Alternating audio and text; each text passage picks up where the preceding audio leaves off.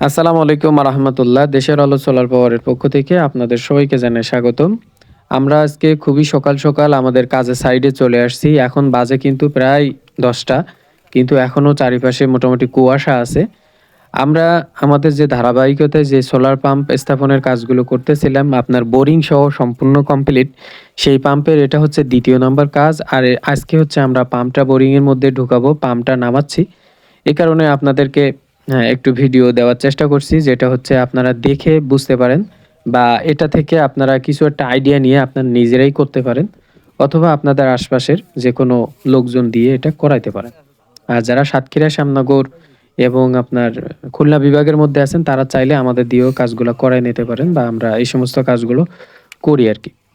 আমরা এখানে ৩ ইঞ্চি আপনার পাইপ ব্যবহার করছি। এটা হচ্ছে ২০ ফিট করে লম্বা। আপনারা করবেন কি, আপনার এই ২০ ফিট পাইপগুলো মিডল থেকে কেটে ১০ ফিট, ১০ ফিট করে আপনার হচ্ছে কেটে পেস্ট করে নিবেন। তাহলে আপনার এই পাইপগুলো ঢোকাইতে প্যারা একটু কম হবে।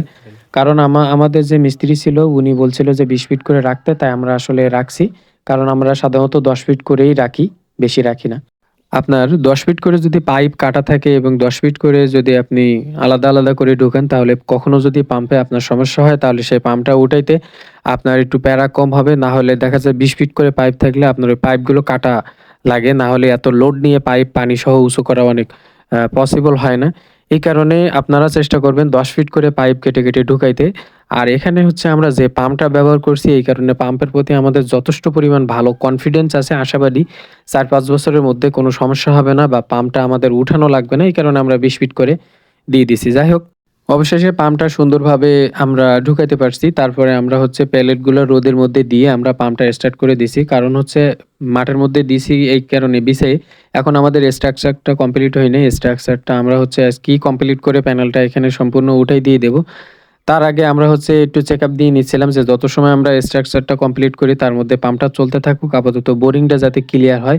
এখন দুঃখজনকভাবে আমরা পাম্পটা যখন স্টার্ট করি তখন কোনোভাবেই পাম্পে পানি উঠতেছিল না। ১ ইঞ্চির থেকেও কম। আমরা এখানে ভোল্ট আসতেছিল মোটামুটি, এখন যে পরিমাণের আলো আছে, যে পরিমাণে যতটুকু আসার কথা সেই পরিমাণে সবকিছুই ঠিকঠাক আসতেছিল। কিন্তু কোনোভাবে পাম্পে পানি আসতেছিল না। আমার মনে করেন যে মাথা খারাপ হয়ে যাচ্ছিল। মানে টেনশনে যে কিসে কি, ওই যে দেখেন কত কম পানি উঠতেছে।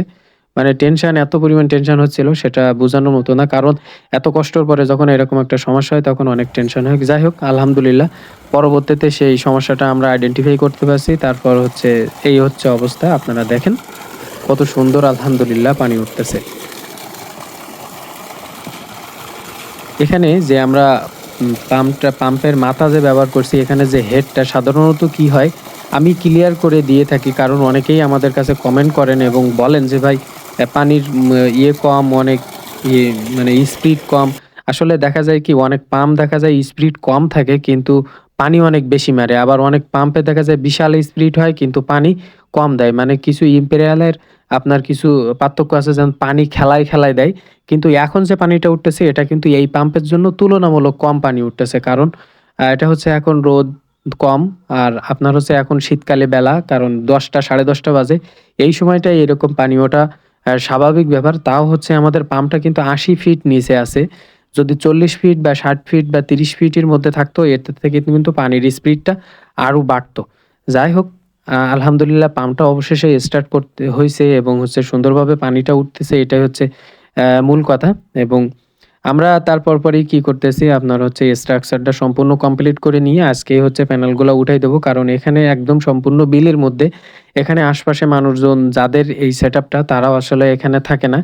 আর দূরে থাকে। এই কারণে এইখানে রেখে যাওয়া বা মাঠের মধ্যে রেখে এইভাবে রেখে যাওয়াটা খুবই রিস্কের ব্যাপার হয়ে যাবে। এই কারণে আমরা আজকের মধ্যেই আমরা এই পাম্পটা স্ট্রাকচার এবং অন্য জিনিসগুলা সম্পূর্ণ সেটআপ করে দিয়ে কমপ্লিট করব। এখন দেখেন বালি উঠতেছে, কিন্তু এত সময় কিন্তু পরিষ্কার পানি উঠতেছিল, আবার বালি উঠতেছে। কারণ হচ্ছে এইমাত্রই বোরিংয়ে আপনার হচ্ছে পাম্পটা ঢুকানো হয়েছে। ১ম পানি এটা। এজন্য কিছু সময় আপনার হচ্ছে বালুটা উঠবে, তারপরে ঠিক হয়ে যাবে। আর আপনারা হচ্ছে চাইলে এই সৌরচালিত পাম্পগুলো আপনাদের আশেপাশের লোকজনের থেকে সেটআপ করে নিতে পারেন। এখানে আমরা একটা মিকনো ব্র্যান্ডের আপনার ভিএফডি ব্যবহার করছি। আর আমরা পাম্পটা ব্যবহার করছি লিও পাম্প। এটা চাইলে আপনাদের আশেপাশে যারা কাজ করে বা সোলার সোর্স নিয়ে কাজ করে তাদের থেকেও আপনারা নিতে পারেন। আমাদের থেকে নিতে হবে বা আমাদের কাছ থেকে নিতে হবে বিষয়টা এমন না। আর আমরাও এই ভিডিওগুলা দেই যে আমাদের থেকে পাম্প নিতে হবে এই উদ্দেশ্যে আমরা কখনো ভিডিও দিই না। আমরা যে কাজগুলো করি এইজন্য আমাদের একটা চ্যানেল আছে সেখানে দিতে আমরা ভালো লাগে বা ভালোবাসি। আমাদের অনেক ভুল-ভ্রান্তি হয়। কারণ যারা কাজ করে তাদের কিন্তু ভুল হয়, যারা কাজ করে না তাদের কখনোই ভুল হয় না। আমাদের যে কাজগুলো হয় সেগুলো অবশ্যই আপনারা কমেন্টে জানিয়ে দেবেন। ভুল হলে ধরায় দেবেন। আমরা ইনশাআল্লাহ সংশোধন করব। আর কেউ আমাদের এলাকায় যারা আছেন কাছাকাছি তারা চাইলে আমাদের থেকে এটা সেটআপ করে নিতে পারেন। ভালো থাকবেন, সুস্থ থাকবেন। আজকের ভিডিও এই পর্যন্ত। আসসালামু আলাইকুম ওয়া রাহমাতুল্লাহ।